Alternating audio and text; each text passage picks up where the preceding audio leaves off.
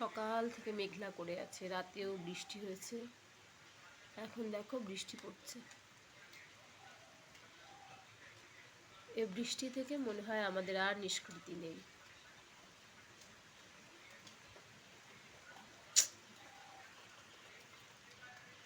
কাজকর্ম শুরু করতে হবে।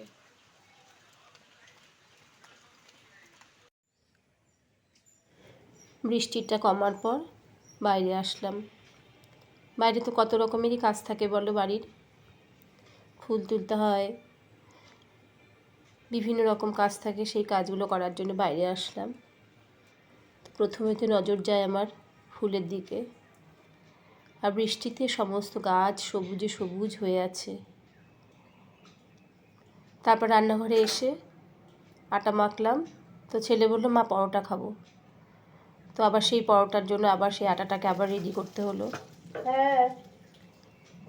পরোটাগুলো ভেজে নিচ্ছি, ওদিক থেকে ঘর থেকে বলছে কি মা হলো।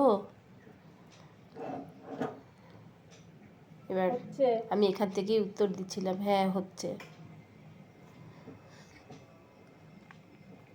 তো সকালের খাবার হয়ে যাওয়ার পর ওনাদের খেতে দিয়ে ছেলের বাবা দুজনেই বাড়িতে ছিল, ওদের খেতে দিয়ে নিজের জন্য রাখলাম।